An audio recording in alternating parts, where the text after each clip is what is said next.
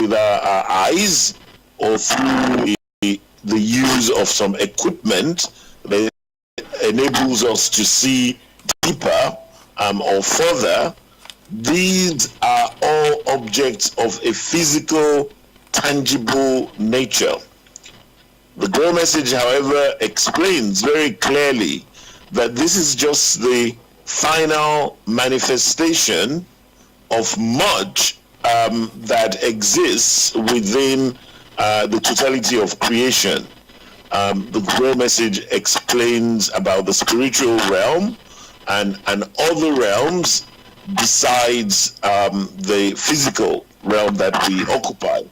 And so, if one bears that in mind, that all that precipitates into the physical, material, visible, has its origin in something higher, i.e., in the spiritual, then one can easily conclude that even these solar systems or galaxies that we refer to and that we can see in the physical must have very deep spiritual meanings.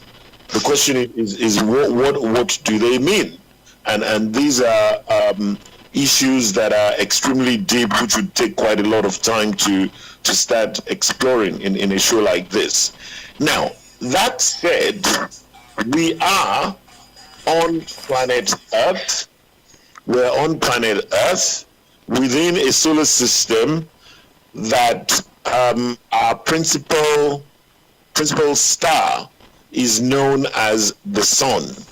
So when we talk about astrology in terms of trying to predict what the future holds in relation to forecasting and plotting the movements of the stars, then the question, as was rightly asked, that which stars are we referring to that will help in being able to make an accurate forecast? Now, today, astrology focuses primarily on our sun and the planets that revolves around our sun.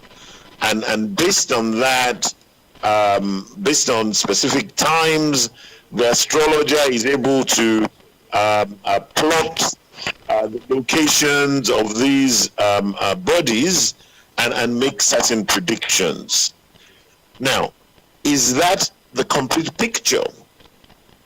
Is there a broader picture that perhaps the astrologer or herself is not even aware of?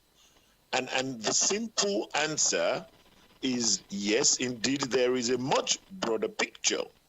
For starters, as we've said, science as exists today, even with the benefit of the Hubble telescope that we have, can only explore so much within the visible universe.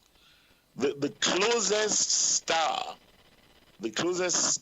i.e. the closest solar system to our solar system, seems to be at least 4 light years away, and the planet that revolves around that solar system are not even comprehensively understood or known. So where science is unable to actually tell in totality what is out there, then the possibility of inferring that we have taken everything into consideration in coming up with a chart and trying to make a prediction with that particular chart clearly demonstrates that there must be gaps that are currently not known. So to answer the question in a simplified manner, what are the stars that are taken into consideration in astrology as known today? This is actually our sun, our moon, and the known planets within our solar system, which is like a speck of dust in the greater scheme of things. Are there other influences that may have an impact on attempting to understand what the movement or the location of those planets indicate for the individual? The simple answer is yes, indeed, there are. And so, who today is able to categorically say that they have a complete survey of these bodies? Practically nobody. And so, to truly be able to delve into the realm of astrology and making pretty accurate predictions, the individual needs to be able to go beyond the physical, needs to be endowed with the gift of being able to experience and perceive that which lies beyond just a mathematical calculation on a piece of paper. Thank you.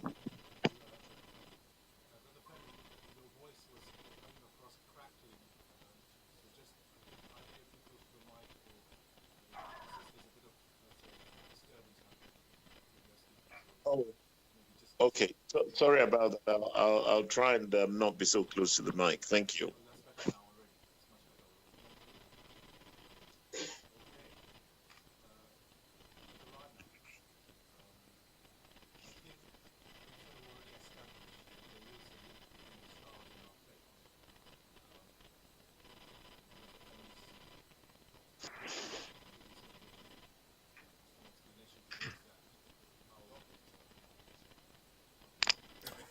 Apologies, I was not on. I put myself on mute there. So yes, Brother Reiner, we've heard Brother Femi speaking about. Pretty sure we are confident that stars do influence us or affect our fate, and so the next thing is really to explore how does it happen. I know Brother Femi has gone into that. So what I would like to ask you, Brother Reiner, how do the stars influence us? We've talked about horoscopes. Everybody's got their own date of birth, and people look at their horoscopes.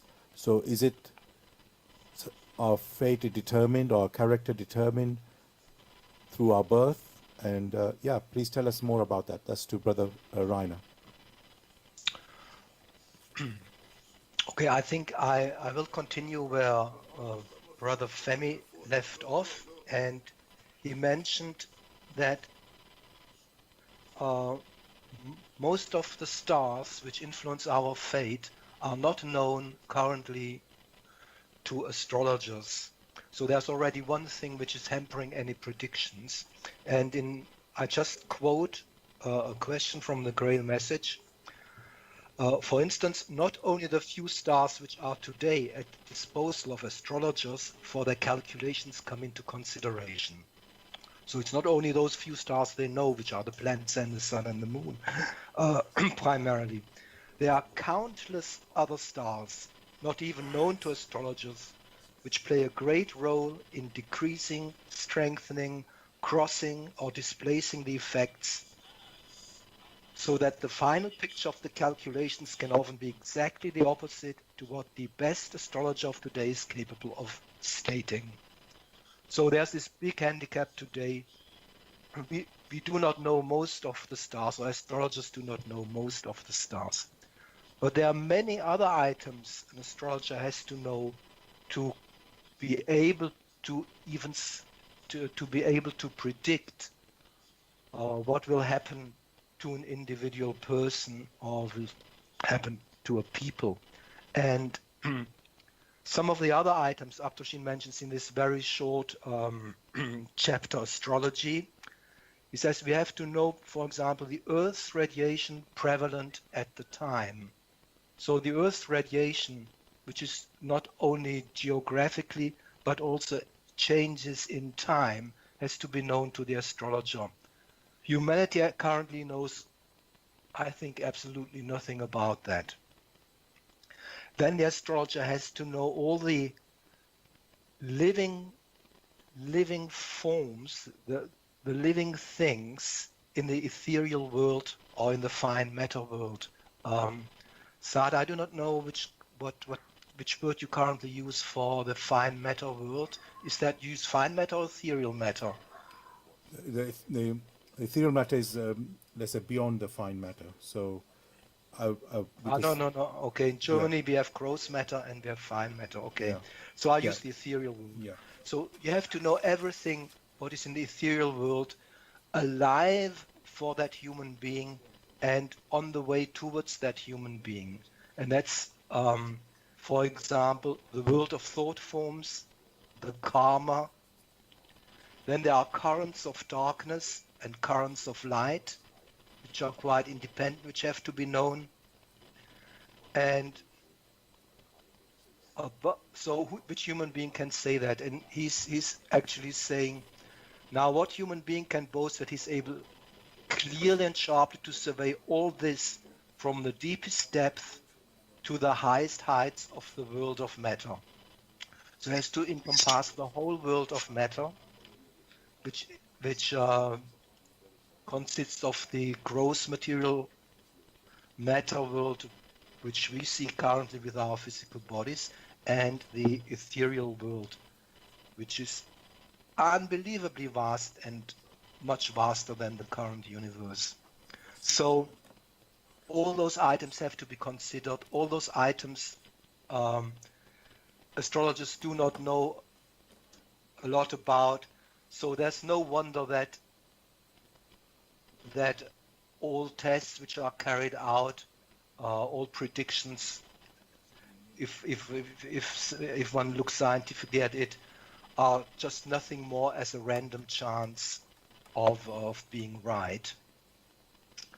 So let us lay knowing the soul, he says, and then there's one final point, knowing the particular soul, the maturity, his goals, his fine matter surroundings, which have to be known in order to be able to predict something. I quote again from that chapter, Astrology, from the work The Grail Message. Finally, there's still another decisive point, the greatest and most difficult of all, and that is the soul of each individual. Only he who, in addition to all the other requirements, can assess each one of these souls with all its abilities, characteristics, and karmic entanglements, as well as the aims for which it is striving. In short, judge to a nicety its real maturity or immaturity in the spiritual sense. Only he could venture to make calculations. Now, this really says it's almost a lost endeavor or an endeavor in vain, a useless endeavor with the today's means to try to calculate the fate or the events which will befall a human being at a certain time in the future. There's just not, the knowledge is just much to be lit. It's just not suffices in no way in all directions. So with that state of things, what can we say? It paints a really dim picture or a sad picture of all the nonsense which is talked about on websites about astrology or in the newspapers where you have horoscopes and things. These things are, with view of what has been what we've said just right now and what Abdushin says, in view of all the missing knowledge, we can say it's a pretty hopeless endeavor to get any useful information from an astrologer at the time in point. Yes, even an advice to astrologers, Abdushin, He says, if they are so bent upon it, on making predictions or forecasts or horoscopes, astrologers should quietly continue their work and try to perfect themselves in it, but only in private and for themselves, which is what those who are really in earnest do. For the time being, they should spare other people such imperfections, since these would only have a destructive influence, resulting in an undermining of self-confidence and harmful fettering of free spirits. This should be avoided at all costs. So this is the advice to astrologers in this lecture. So I hand it back to you. The really question is, where do we continue now? Yes, thank you, Brother Rainer. You put me in a difficult situation. You answered everything in one question. So, but the show has to carry on. So, dear listeners, you're listening to Blessed Radio. It's the spiritual discussion program. The aim of the show is to introduce you to the work In the Light of Truth, the Grail Message by Abdrushing. And the topic for tonight is The Stars and Our Fate.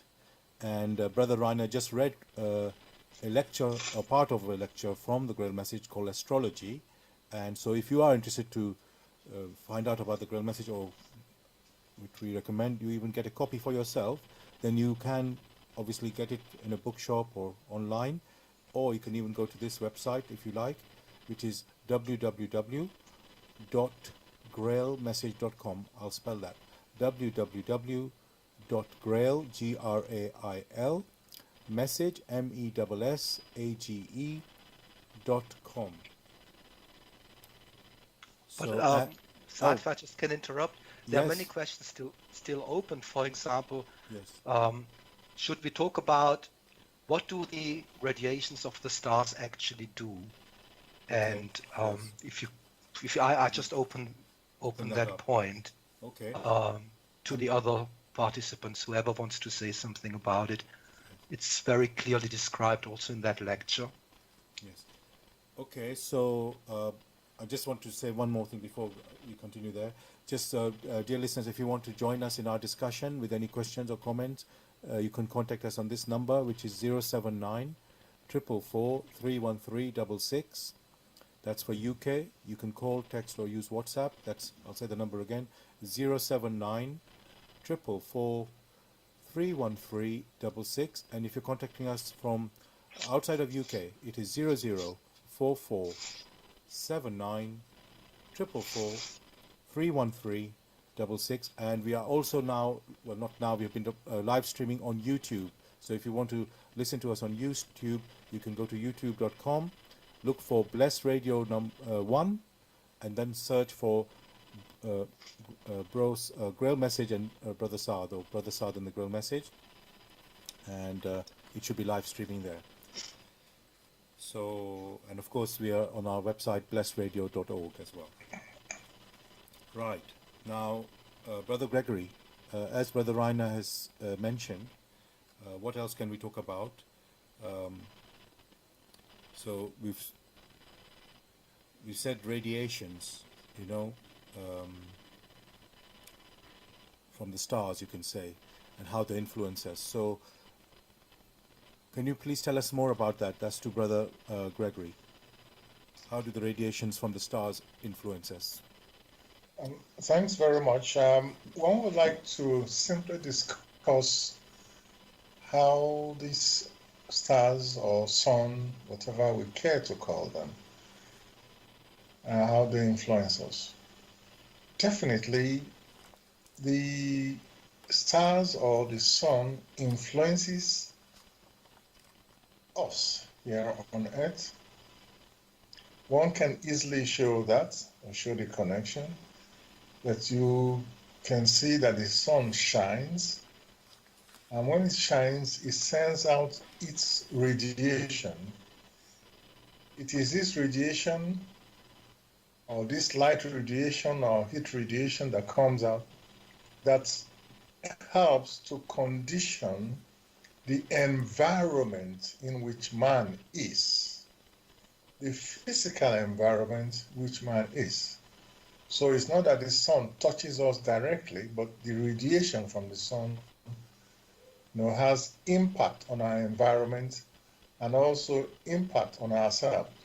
For whoever doesn't go out to receive the sun, after some time will have problems along the line. In a similar manner, whenever one talks about other planets, these planets or these galactic bodies may not be on the physical plane. They may be in different realms. There are some in the ethereal realm, there are some in the animistic realm, and some far back as the spiritual realm or the primordial. These are bodies that are there, and they do affect each one. However, whenever a man makes a decision, that decision could be an intellectual decision which only affects him or her in a physical way. But when a decision is made, most of the time, there is a mental picture. There is sometimes decisions which come from the spirit. So you have at these various levels that in a homogeneous way, these decisions have to be worked out in these particular homogeneous realms. And because we know that, or it is assumed, that when decisions are made, these carry life with it, has energy within themselves. These energies flow out of man, and according to the law, will attract what is homogeneous to them. Homogeneous, that means that which lies, the motive which lies deep within is attracted. But it doesn't just attract and come immediately.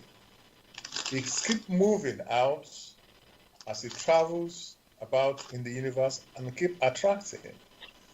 And after some time, it is bound to return.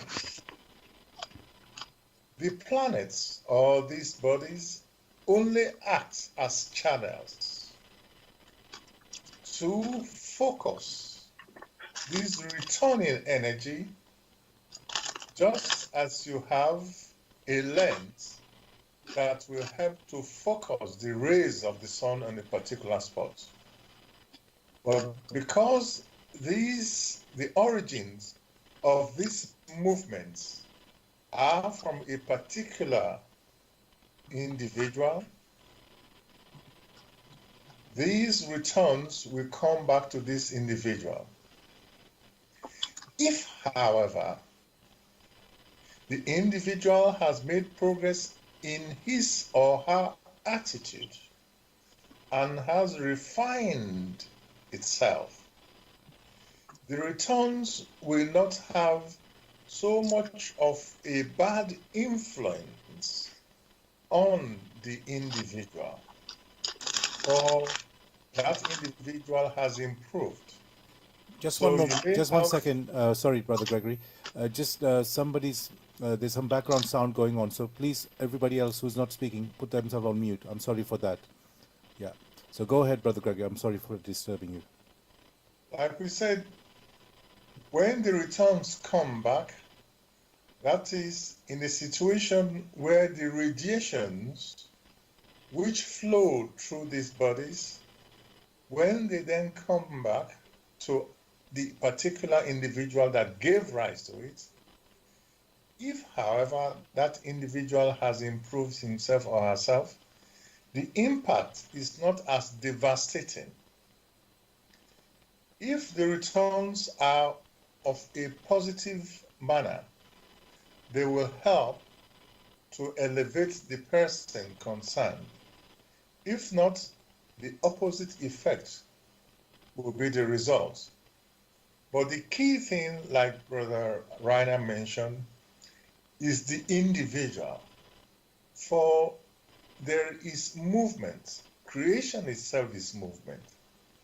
When one has so improved himself or herself, one is no more in tune, like a radio or a radio wave which one is not in tune. As long as one is not in tune, that which returns will have a minimal impact. It may then be some sort of symbolism, so as to experience that which would have cost so much. Whatever one has discussed now is only a tip of the iceberg. It is best if one first examines the work in the light of truth, the great message, and also refer to the laws which govern every activity in nature, every activity in creation, all on it, and also in the different realms.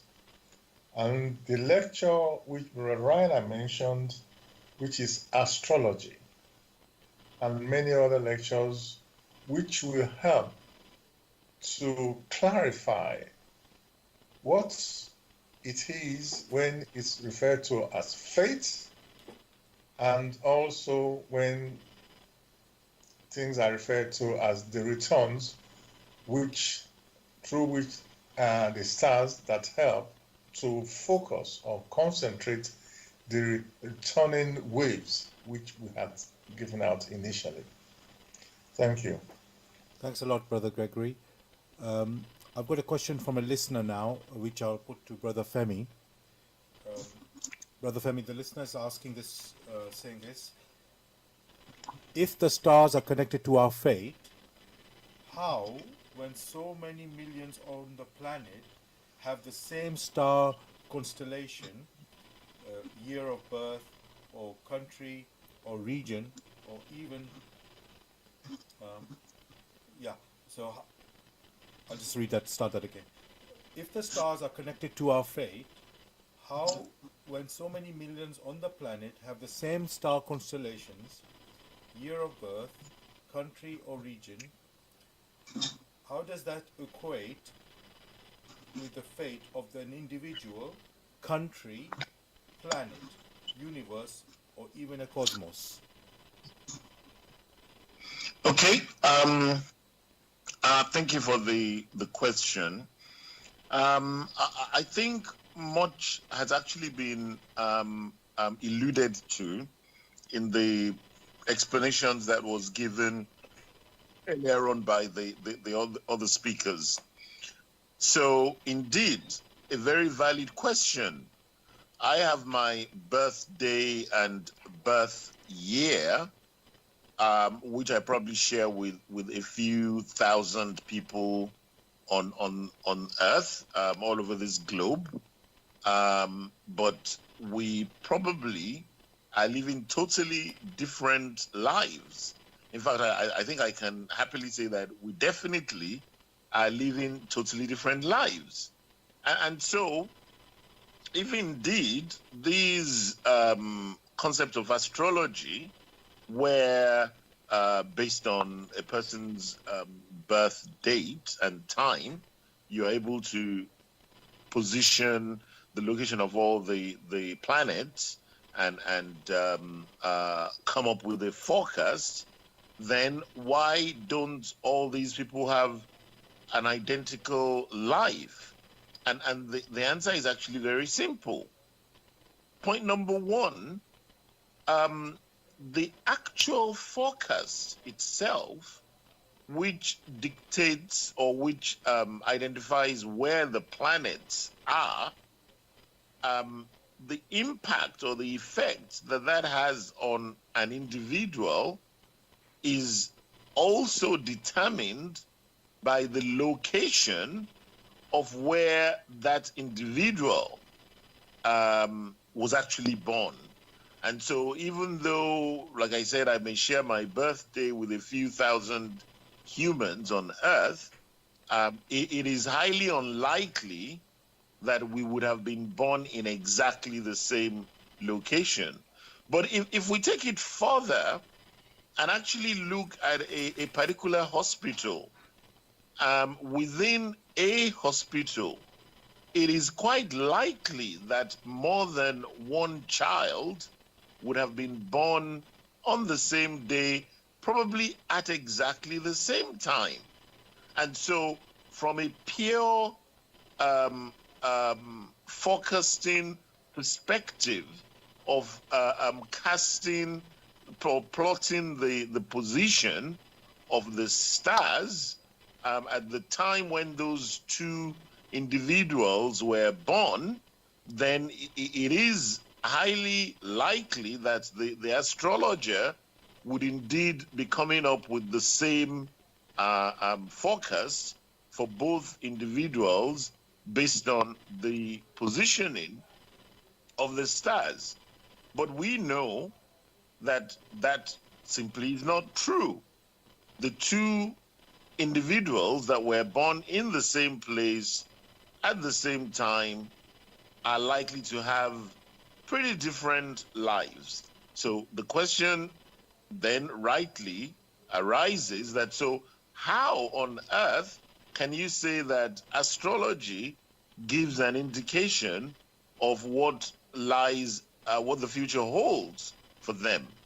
And that question actually points to a very fundamental flaw in the whole practice of astrology, which is that the forecaster must have a good understanding of the existence of the individual that the chart is being prepared for the simple reason that the location of the stars or the planets actually tells one thing and one thing only.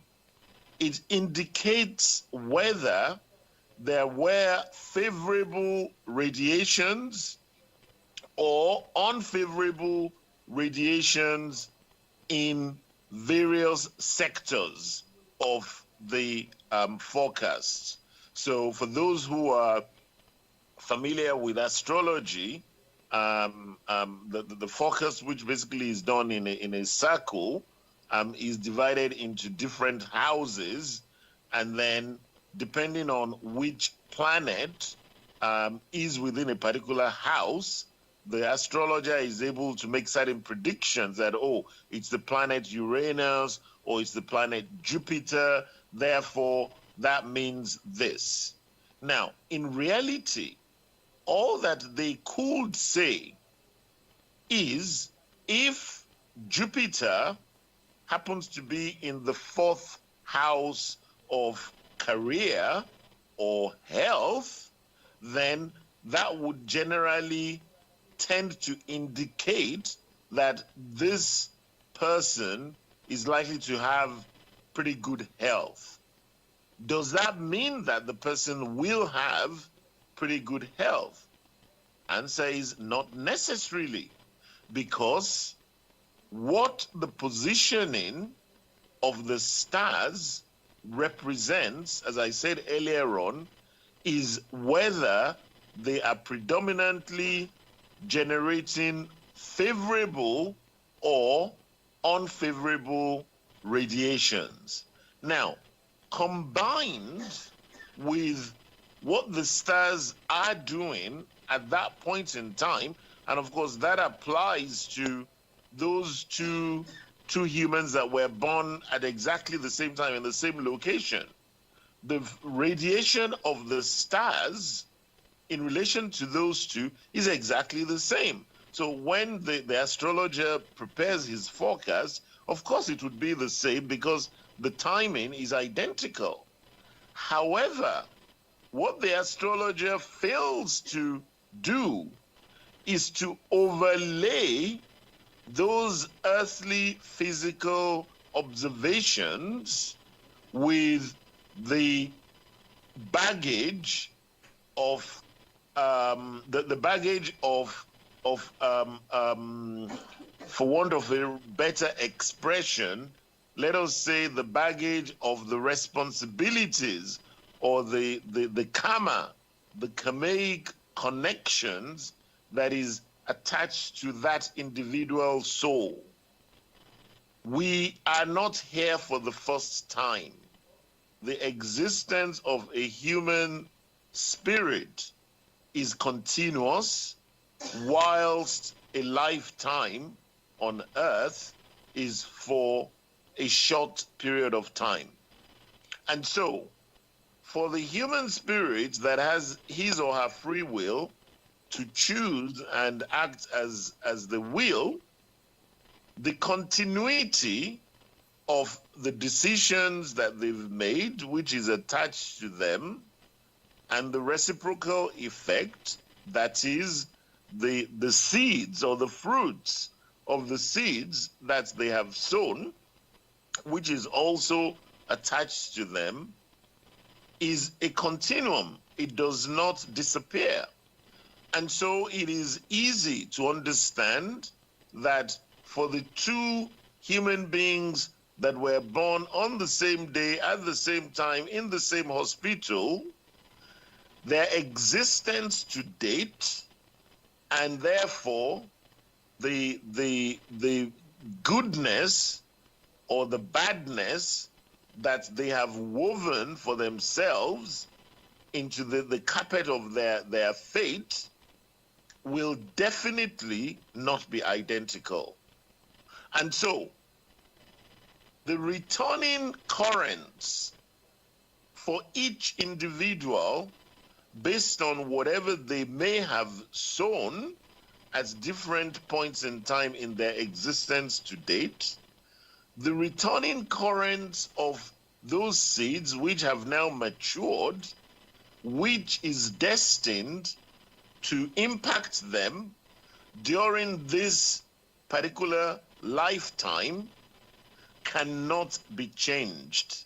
What the position of the stars, however, will help to do is, if indeed the astrologer is able to look clearly at each individual, is able to decipher the nature of the weavings, the nature of the soul seeds that each of this individual has sown, and is also able to tell which of those seeds are now going to ripen for that individual human being, then the astrologer will be truly able to overlay the personal facts of the individual with the general fact of the positioning of the planets.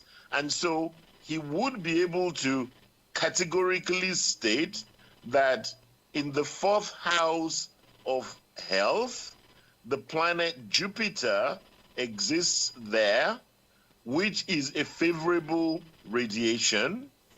If individual number one, if through his own tapestry of life to date, if he has sown a lot of fantastically beautiful seeds in relation to his health, then by being born at that time, the position of Jupiter would basically go further to strengthen the outlook of that person's health. If, on the other hand, the second individual had sown awful seeds in relation to his or her health, and therefore those negativity, those unfavorable radiations are now destined to hit that individual, then the benefit of the favorable radiation that Jupiter would be having in that fourth house will go a long way towards mitigating the full impact of the negative radiation that human being would have had to be subjected to. So in effect, you could say that favorable radiation actually weakens the effect of the negativity that individual has put in play. And so two individuals that are born in the same day at the same time, the tapestry of life, the fate or the weaving that they have been through in their existence to date has to be understood in relation to the seeds that, or rather the fruits of the seeds that is now coming into harvest for each of them. That must be understood and then overlaid on the physically observed locations of these planets to even begin to come close to coming up with a factual and accurate forecast for that individual. And that simply explains why, indeed, even though the position of the stars cannot change at a particular point in time, and there are lots of people that were born at that point in time, the actual fate or the actual unfolding of life to each of these individuals is very different, purely because of what they've brought with them. And so in all this explanation that has been given, it is vital that the listener or the questioner makes the effort to actually understand what exactly is reincarnation. How does reincarnation happen? If reincarnation is real, if it is factual, how can I prove it? And then once you've been able to attain to that awareness or to that knowledge, and you therefore understand where the law of sowing and reaping comes in, and that nobody escapes the goodness or the badness that they may have put out there, because it is connected to you. And so whether you die tomorrow or you live for the next 100 years is neither here nor there. The seeds, the fruits of the seeds that you have put out there will surely follow you. And so when one understands how these things work, then it becomes much easier to see how the impact of the stars either magnifies or reduces the impact of those waves that are coming towards each individual. I know it's been a fairly long explanation that I've given, because it's quite important to understand the various components that comes into play in being able to see the totality of these things. But fundamentally, people's experiences differs from what an astrologer is likely to forecast, simply because the astrologer is looking at the location of the physical stars and whether they have favorable or unfavorable radiations. That has to be superimposed on the actual radiations of the waves that are coming towards each individual, based on a totality of the seeds that they have sown during their existence to date. And unfortunately, most astrologers, if not all, don't even have a clue about the fact that this dimension of understanding is critical to coming up with an accurate forecast. Thank you. Thank you very much, Brother Femi. Dear listeners, you're listening to Blessed Radio. It's the Tuesday night spiritual discussion program. The aim of the show is to introduce you to the work the spiritual work In the Light of Truth, the Grail Message by Abdushin. And if you want to get more information or want to get a copy of the Grail Message, you can go to this website, or obviously you can look online elsewhere as well. And the website I know you can find it on is www.grailmessage.com. I'm going to spell that, www.grail, Grail, message, message.com. And the topic for discussion tonight is the stars and our fate. And you can join in the discussion by calling or texting or using WhatsApp. The number for UK, it is 079 444 313 66. That's 079 444 313 66. And if you're contacting us from outside of UK, it is 00 44 79 444 313 66. Now, Brother Reiner, we've had quite some lot of explanations on all these things, and I want to. I mean, there's so much more to sort of examine still. So I want to just look at something in one particular case here. You know, in the Grand Message, and we've talked in many programs before, we know the human being has free will.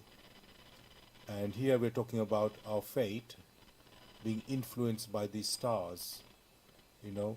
And it looks like a contradiction because if we have free will, how can something be interfering with this free will or even influencing it, like we're using the word influencing it, because that would be limiting our free will. So please, can you tell us, is that a contradiction that we are, you know, that some of the stars can influence us when we have free will? That's to Brother Reiner.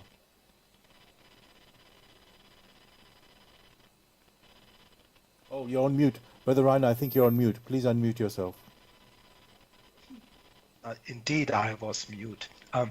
Could I just add something to what Brother Femi said?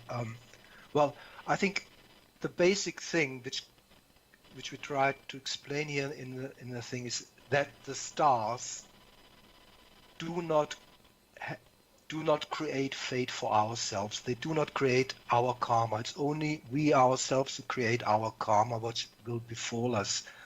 The only thing the stars do is a scheduling, dampen the effects or enhancing the effects, or in this way scheduling when does something hit us which was inbound, which is in an inbound direction to hit us.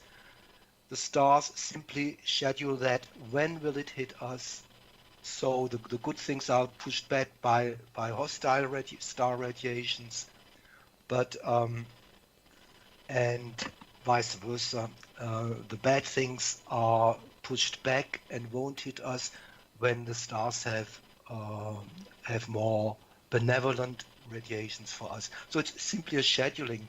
All the things which befall us, we have created ourselves. In the end, if I do not have any bad karmas and do not have any bad thought forms created for myself, and did not surround myself with a cloak of darkness, I will never experience something bad. I do not have to care about the stars at all. I will have gaps when more or less nothing will happen, because hostile radiation will push back all some of the good things which are in store for me.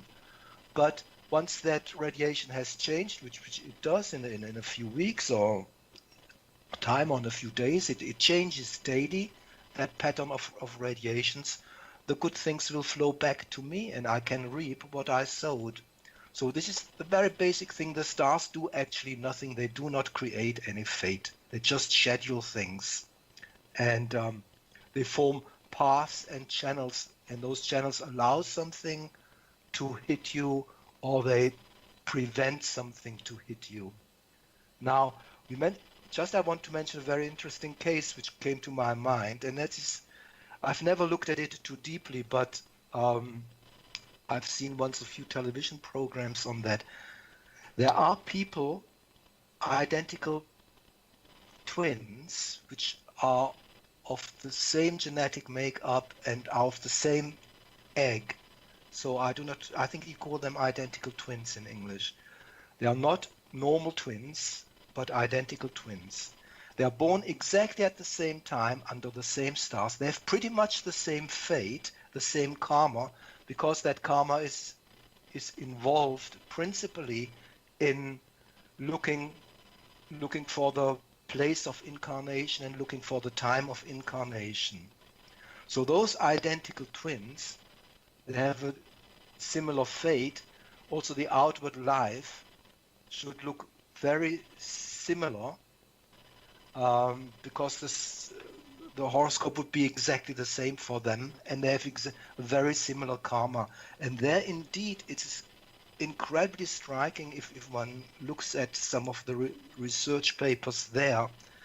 If you have identical twins, they make in school, for example, exactly the same mistakes, the same spelling mistakes, the same mathematical mistakes.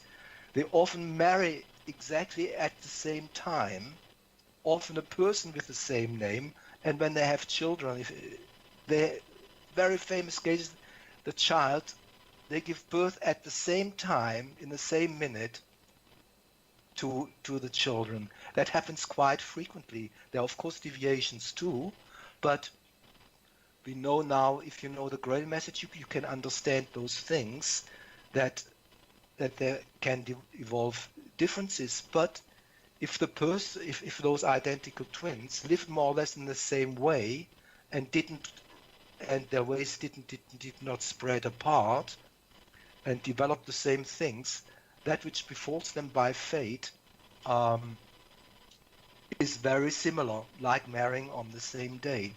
And we can that explain now very quickly, very clearly, with that knowledge given to us in the Grail message, and which confirms what is in the Grail message. If the karma is the same, the point in time and the place of birth is the same, and the mother's the same, the father is the same, it's very likely that also outer events happen at the same time, and this is confirmed by identical twin studies. So coming to the question now, we've got the free will. Well, the answer is very simple. With our free will, we decide which path we take. On grounds of which path we take, we create a certain karma, good or bad, and we are completely free to choose our way, and no one takes that free will from us. No one can take it from us, and we will sow the free will through applying that free will. We sow continuously new things, and those things will mature, and they will flow away from us, but they will come back to us at a certain time, and the fruits will hit us. No one takes that away. That's not a contradiction with that the stars influence us.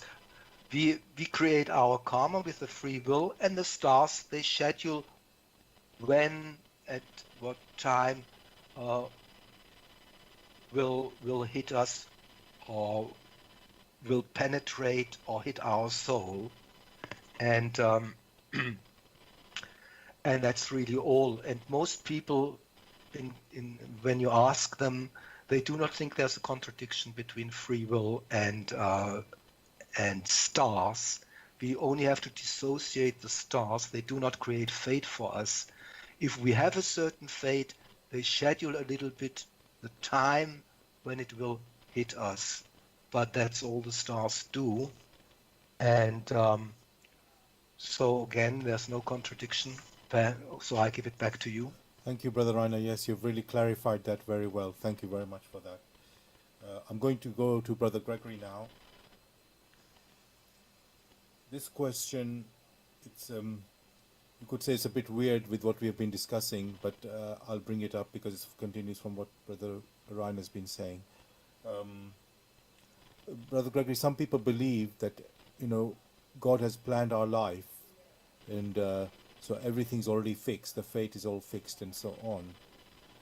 And so I just really want to check with you. You know, is our destiny fixed by God, and God has planned our life? Is there something like that? Thanks. The question is our destiny fixed?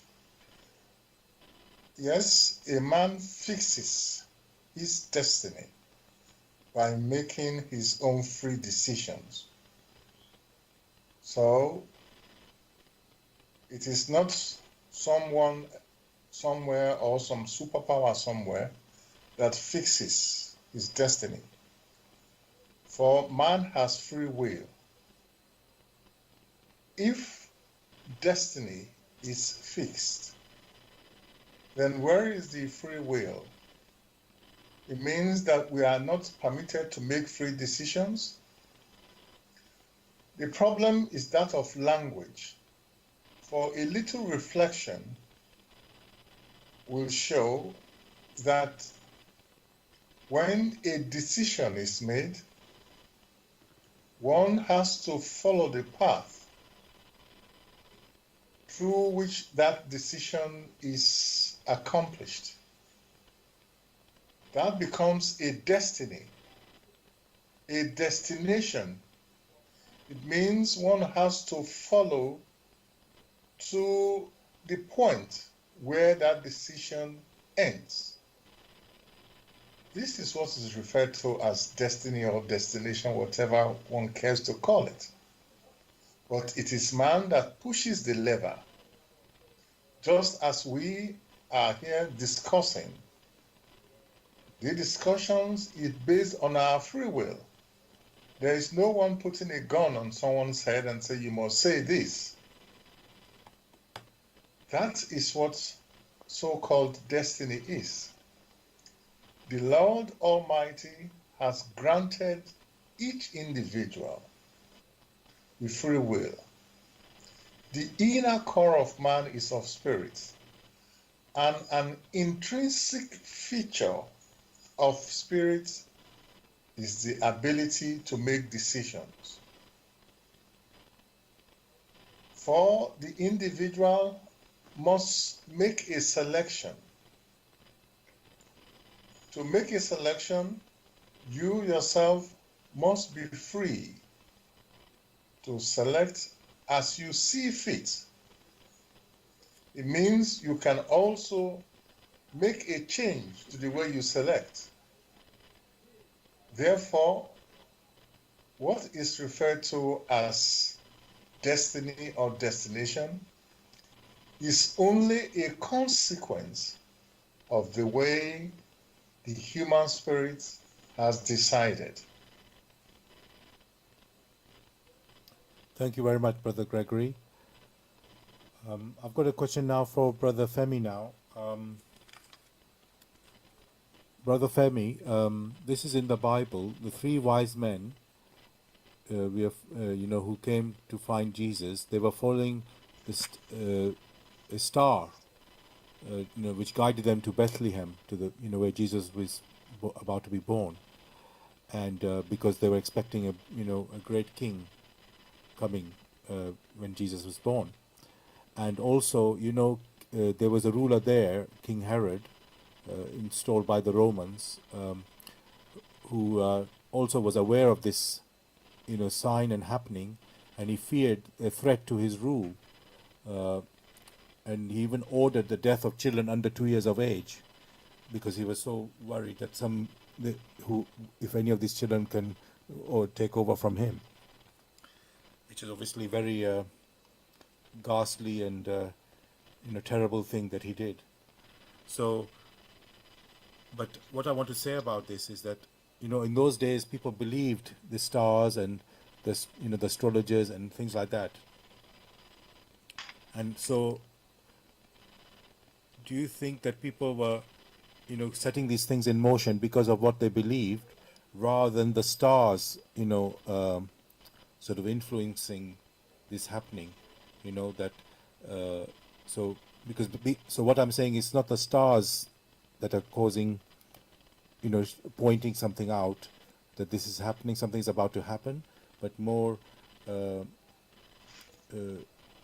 that the people believe that this is what the stars mean, and so that's how their belief basically is really drawing them to that, and because we've already said we have free will, we create our own fate, it's not like and we already said that the stars basically schedule that fate when it comes to us. So do you think so this is quite a fundamental question, really, because in the time of today, most people don't believe in the stars, and yes, many do, it's true, many still believe in fate and so on, but a lot of people don't as well. And so what I want to really ask you is some of these events are happening because of people's belief, that this is what this means, or it's actually happening because somebody that they have chosen that path. So I hope I'm making sense. That's to Brother Femi. So what I'm saying is the stars may not be involved in these activities. That's to Brother Femi. Are you there? Yes, you're making perfect sense. And indeed, since you refer to the Bible, the same Bible in Revelations actually states very clearly that we should watch for the signs in the sky. Another indication or another pointer to the noble art of astrology. Now, we've already established quite clearly that the stars, the location of the stars, essentially are there to magnify or diminish the effect of the radiations that are, or the returning currents, if you like, that are flowing back to each individual.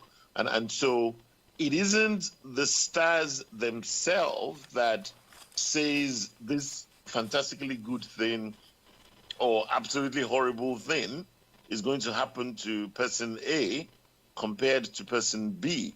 All that the stars are substantially doing is they are magnifying or diminishing that which already lies in the carpet of life of the individual. And so to a certain extent, if we were to start exploring this whole concept of forgiveness, and you have someone whose predominant radiation flow is of a very negative nature because he or she has sown really horrible things, but at the time that person was born, the radiations of the stars based on their alignment was of a favorable one, then the magnitude of the negativity that this individual would have experienced is somewhat reduced. Thereby, the person enjoys some form of forgiveness, which is a totally different topic in its own right. Now, coming back to the original question, which is the birth of Jesus Christ was meant to have been predicted through the stars. Is that real? The simple answer is absolutely. Because we must understand that, as we've said, the stars are fact. The stars simply align themselves to magnify or diminish radiations. But we're told specifically that at the time of the birth of Jesus the Christ, there was a new star, a different star, a unique star, the radiant star that manifested, and that star was the harbinger of the herald of the birth of Christ. And those who were gifted with the ability to see were able to recognize that particular star. In fact, it is said that not only were they able to recognize it, that star apparently was above the stable in Bethlehem where Jesus Christ was born. And so, to those who saw and to those who knew, the star was a guide to them. Now, what exactly is that star? And has that star disappeared from creation? Or is that star still available and visible today? Another question that is worth exploring. That star, which was referred to, one could say was a star that was not of a material, physical nature, because this is a massive energy source from way outside of the physical world that we know, that accompanied the birth of a divine being, a divine personality. And so, not everybody would have seen that star, because that star was not physical in nature. Only those that were endowed would have seen it. And not only would they have seen it, only those who were endowed as well would have recognized what that star foretold. And like you said, the three wise men were three of such people, and they followed the star. So again, part of the questions that we never really tend to reflect on is how come of the millions of people that were on earth at the time, how come it was only these three people that actually saw and recognized this star? And when Herod was informed, because bear in mind, Herod himself did not see the star, it was only through the movement of the three wise men and their attempt to identify the location of Jesus Christ that Herod got to know. And then he got his astrologers to indeed predict whether a king was being born, to which they confirmed that yes, the alignment of the stars was a very unique and unusual alignment, which clearly indicated that something unusual was happening. Now, here is the reality. Today, in today's world, these miracles, if you like, that manifested millennia ago are actually happening. They are happening right here under our nose, and we don't even recognize it. Just as many did not recognize the birth of Christ when he was born, for one simple reason: we are too engrossed in the material world. People do not make the effort to rise above the material and to connect to a deeper and to a more direct source of life, that is the spiritual world. All the signs which the Revelation talks about, look for the signs in the sky, they are happening today. We can understand and see the manifestations of these radiations, of these super magnetized stars. Here we can see their effects on Earth. Only last week, it was being said that here in London, the temperatures that were experienced, nothing similar to that has happened in the last 50 or so years. And of course, we accept it and we superficially gloss over these things. The deeper question that we should be asking is, what is going on, what has actually triggered that manifestation. We talk about global warming, we talk about climate change, and so on and so forth.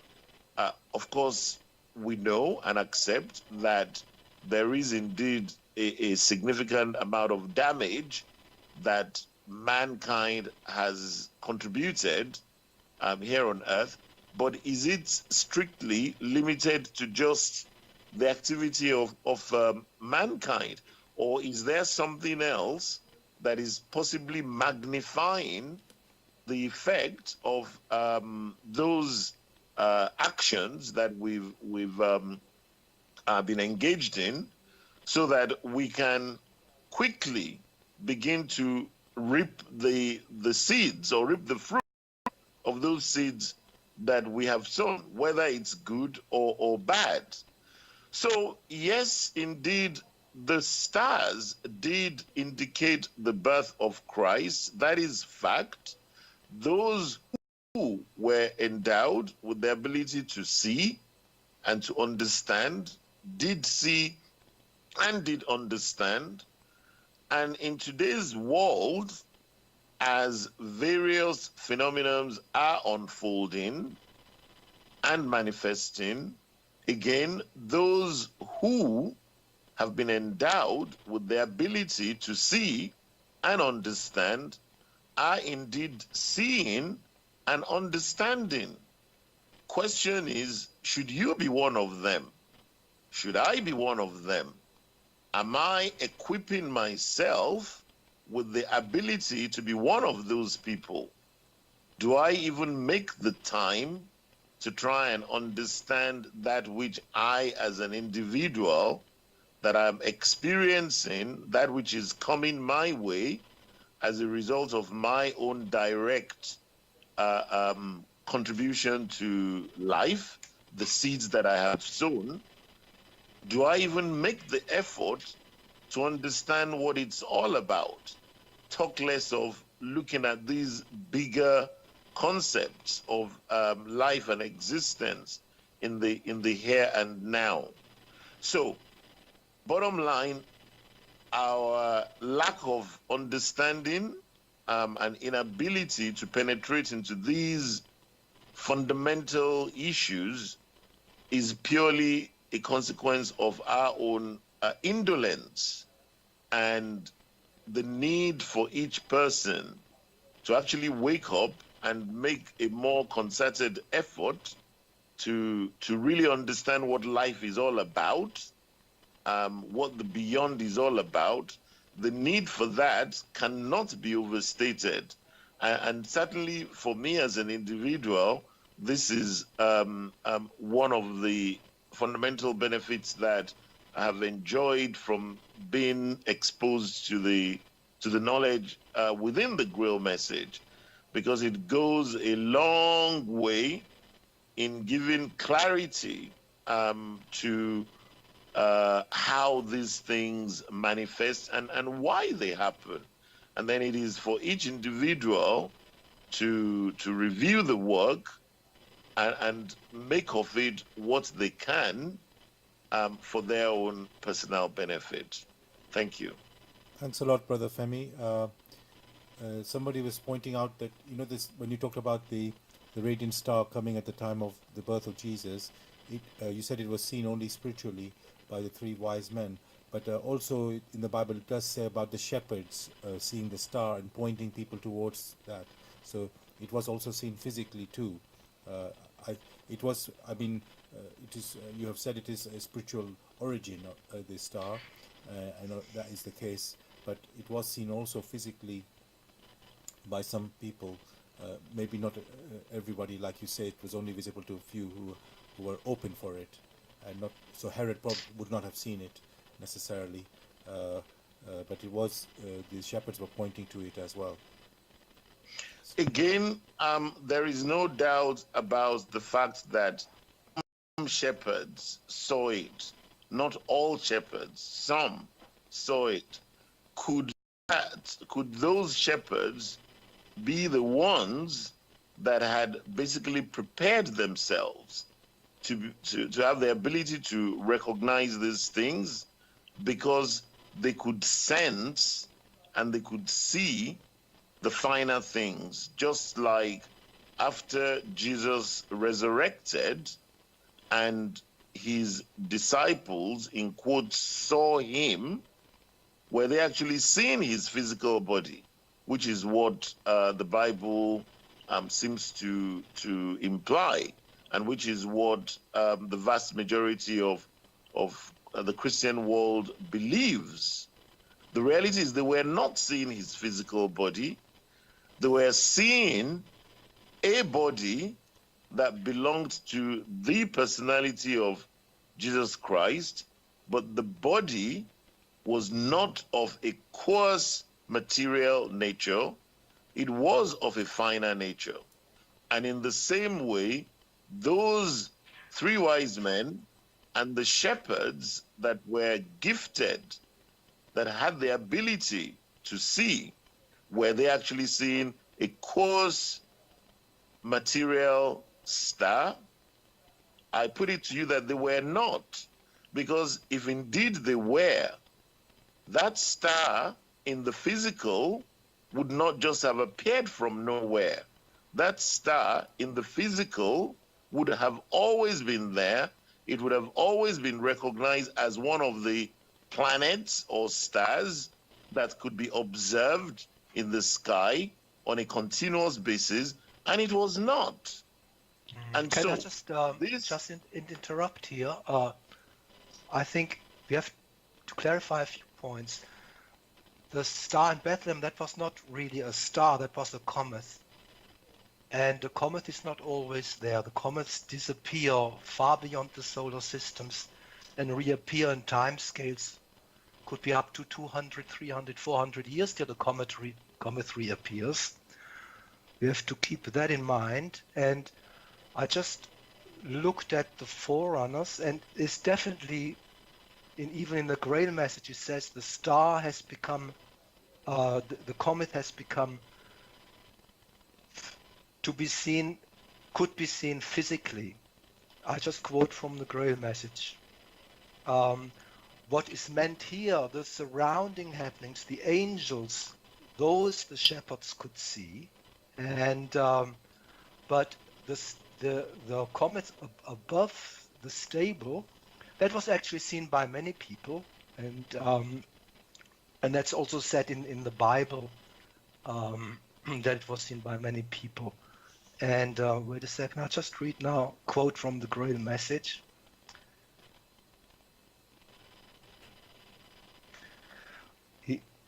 The star became physically visible, but nobody on earth saw this luminous herald and the luminous hosts surrounding him. So it's the luminous herald and the luminous hosts, the angels surrounding Jesus, which were not seen, but the star became physically visible. None saw and heard this but the few shepherds chosen for the purpose, who through their simplicity and close connection with nature could be most easily opened to receive it. So it is simply the shepherds could see the angels, which is described in the Bible too, because of their simplicity and close connection with nature. But the comet itself was visible to all people who dared to look after it, and it is quite astonishing that such an enormous event of a comet just hovering above one point and heralding that something incredible has happened and showing it to all the people surrounded, that after a few decades that event was even forgotten by Mary, or it just paled as soon as things recede into the past and we are decades later on. Those that experience just pales, and even Mary forgot it partly, and forgot that she had a very special child. Of course, later on she realized that she gave birth to the Son of God. But okay, the star itself, the comet, was visible. And because it's a comet, of course, he was not always there. So, Thank just you. for clarification, I pass it back. Thank you very much, Brother Ronnie. Yes, that's very good. Shall I, Brother Femi, is that okay? Shall I now move on? Or do you want to Yes, come back? Do you want to come back? many thanks to Brother Reiner that he made a fundamental point, differentiating a comet from a star, because by its nature, a comet is not a permanent fixture within a sphere. It comes and it goes, and as he's kindly explained, that what was actually being referred to as the star at the time was actually a comet which paid a visit to this part and which heralded the birth of Christ. Thank you. Thanks a lot, Brother Femi. Okay, I'm going to move to Brother Gregory now. First of all, I just want to ask, is there anybody who would like to read anything further from the Grail message? We have had a few pieces of being read already. So is there anything further anybody would like to read from the Grail message? If not, then I will continue. So, yes, Brother Gregory. Sorry, I thought it was Brother Reiner. Oh, Brother Reiner. Yes. Okay, all right. I thought okay, maybe I've jumped the queue there. Yes. Okay, all right, Brother Reiner, I will ask you this question then. You know, when somebody is born, before that happens, there's a conception, which normally happens 9 months before the birth. So what I'm leading to really, the person that is being born, you know, we know about genetics. You know, people do inherit things from their parents. You know, they have obviously the body, the physical characteristics can be coming from the parents, you know, and so on, and certain maybe traits as well. So what I wanted to ask is, does that not also, you know, we've said the stars influence us. What about that, genetics? Does that influence us in our life? And yeah, and is that moment of conception, is there something special about that as well? That, you know, as when somebody's born, you know, in the end when they're born, is that also have any importance, basically? Well, okay, I think we must be to define a little bit, what does that mean, something influences us? Everything around us influences us in some way, and it hits us in some form. That I live on the earth, of course, I have to accept. And if you want to walk from A to B, I have to exert some effort. I have to expend some energy and move my feet to come from A to B. And there are many, since everything affects us, of course, the genetic code affects certain things of our body.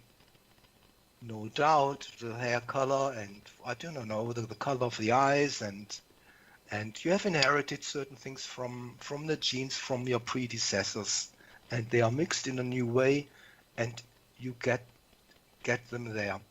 Now, which body we get, of course,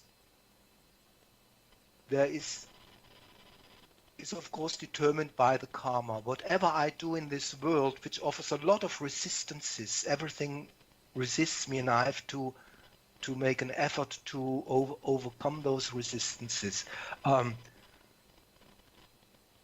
There are lots of things which have effects on me, and it's not only the stars. Of course, the stars have no direct effect. We said it directly. It just schedules things. and also the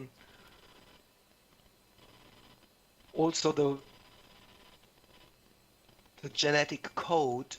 Of course, I get it only because I've got a certain kind of karma, because I'm a certain type of person.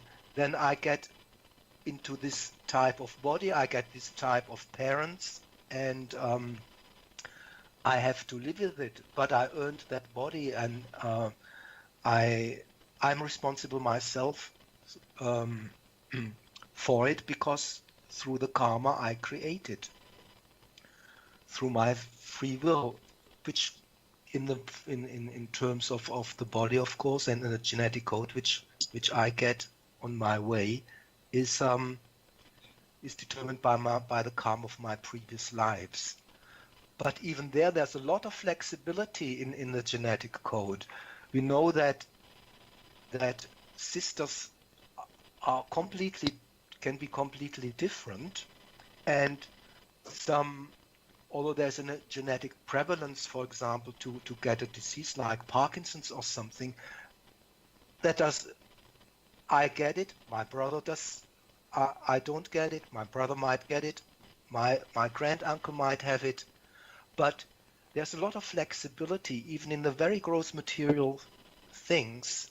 The genes are switched off and switched on, and it has been shown that this is not a fixed deterministic process, which the genetic code, but that you even can change. We know even now that your attitudes can change even genes and genetic code, and of course they change what is activated and what is not activated, and there's a huge disposal of genetic possibilities which we inherit.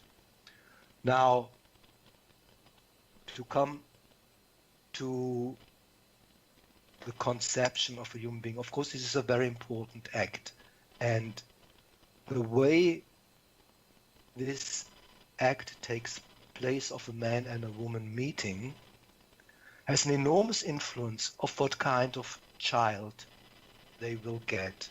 And if that is not accomplished in a pure and loving way, then it's a kind of very natural unification. You open through that act a bridge to darkness, and it can be, or this is very likely, and in fact it is the case in most of the cases, that the spirits incarnated nowadays come from planes, much darker planes than the Earth currently is at. So we get, and this bridge is being produced by the way we a man and a woman unifies, and we have the Immaculate Conception, and many people in the Catholic Church, that Immaculate Conception is really a wrong concept. This is not to conceive without a unification of a male and a female body, but it is a conception. An Immaculate Conception is a conception in pure love. It's so simple as that. And if some people unify in pure love, and the pure love brings that motion together, that swinging together, then an Immaculate Conception has taken place. And people who know the Grail message and the work surrounding it, the life of Jesus, there's also books about the life of Mary which explains that. So it is quite correct. She has actually had, before Joseph, she has had a Roman commander, a military commander, and she fell in love with him, and they conceived that child. That was the Immaculate Conception. And of course, in order for Jesus to to be born, it was necessary to have immaculate conception. There must be a conception which has happened in pure love. No other way would that have been possible. And that was a very rare occasion that this happened in humanity. And that means otherwise, if that would be otherwise, any woman who has a child would be immaculate, would not be immaculate anymore. So there is a conception which is immaculate, and that is coming together of a man and a woman in pure love, spiritual love. It's quite different from lust or anything, or what love is described in pop songs, or it's something quite so extraordinary and really hardly ever happen, and that has a huge effect on the child which is on the child which is born. So it's really more it really affects more the parents and the surroundings of that child, because that child, if it was a very dirty conception, then that spirit which is incarnated later on, or is of course was already dirty in a way beforehand, so it just gives him the possibility to incarnate on earth. So I call it now immaculate conceptions. They make it possible for lower spirits of a base nature to come onto this earthly plane. And if we would take more care about and have more immaculate conceptions, that would be that a woman, when they marry, would look at love and make sure that the marriage they make is made of pure love. We would have more immaculate conceptions, and definitely much dark spirits would have much less opportunity to enter this earth plane. So I hand it back to you. I hope that answered the question. Thank you, Brother Reiner. Yes, you went even deeper than I expected, but thank you for that. Okay, I think it's your turn, Brother Gregory. Am I correct? I hope I'm right.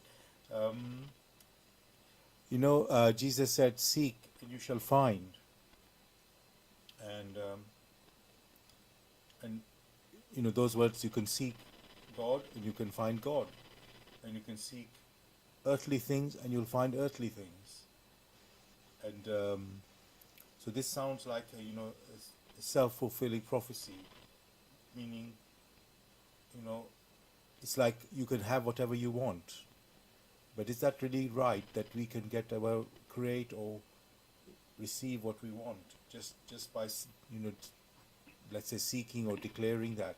Is it just like that, or is there some like a reality that only that exists and not just a fantasy that we just think, oh, whatever we can have it? So, and the reason I'm asking this question really is because, again, we've talked about the stars influencing us, and we've made it clear now that there's our actions, they produce results, and the stars are actually like the channels which control or schedule when the results will manifest, you could say. And they don't actually produce them, they just they actually, so that's how they influence us. So what I'm trying to say here really is, can man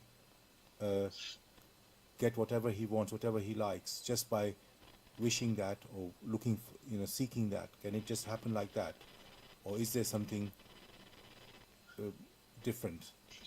So that's to you, Brother Gregory. The question is seek. Seeking calls for the innate abilities of the spirit in its movements, in its dynamic activities, to attract that which is beneficial to it.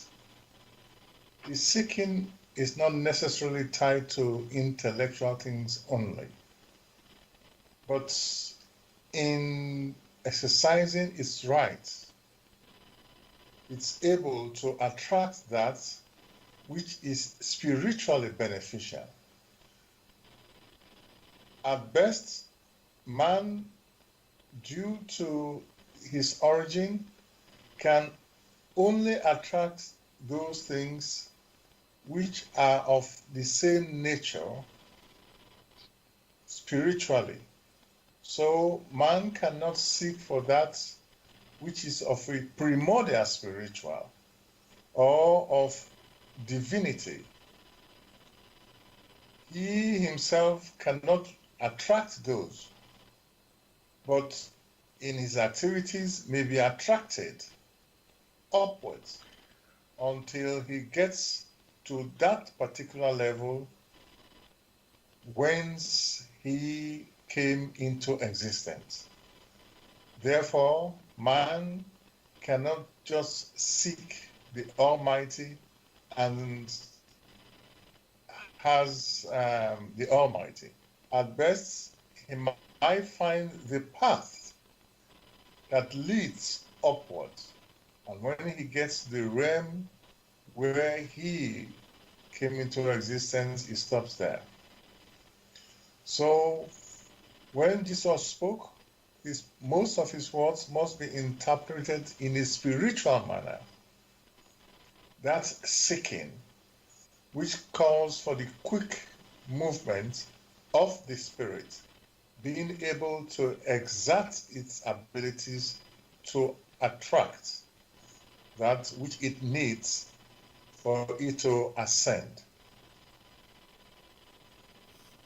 Thank you, Brother Gregory. I've just seen something a listener has sent about half an hour ago. I just saw it right now, and I just think we should just try and answer that now. Earlier on, we were talking about where basically the karma, so we know that it's not on our fate is not purely based on this one earth life and the decisions we make on this one earth life. The spirit that incarnates into the baby that is about to be born, it has had a previous life. You've said that already, and so that has to be considered as well when our fate is being formed. So this question, or even I will say a comment, I'm just going to read it now. There's a need to explain where the path of a decision crosses over two or more earth lives, because this is where people get confused, where bad things happen to people who are supposedly good people. So I think it was you, Brother Femi, talking about this, if I'm correct. So if I can go to you on this point. So could you just explain, Brother Femi, the consequences or the how fate works when people have had a previous earth life, and so now they you see the people normally they're good people, and yet bad things happen to them. So how can we understand that something can happen like that? Okay. Thank you. Again, the reason why all this apparent complexity appears to exist is because of the limitation of the human brain, and the human being of today is purely limited to the capacity of his brain. And quite clearly, when a child is born, that brain does not have any imprints yet recorded on it. It is a blank page of paper to be written on. And so as the child grows and develops, he basically creates memory, and he can visit his memory bank to delve into what has been stored there. And all that he will find in what has been stored there are the experiences that that physical body has been through in its current existence, in its current earth life. That the fact that the soul, the real person beyond that physical body, has indeed been in existence for well before that physical body was endowed to that soul, will not be found within the human brain because it's not there. It can only be found outside of the human brain. And fortunately, a number of people are still sensitive enough, still aware enough to be able to perceive these things. However, coming to the real question, which is, how does the carryover happen from prior?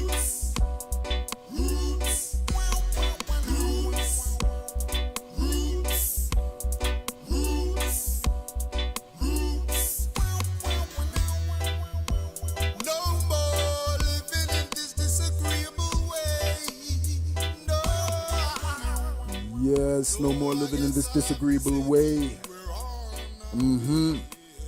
Yeah, roots. Reality of our true selves, y'all. This is the acronym for the word roots. So what I say, reality of our true selves, reality of one's true self, to realize the reality of our true self.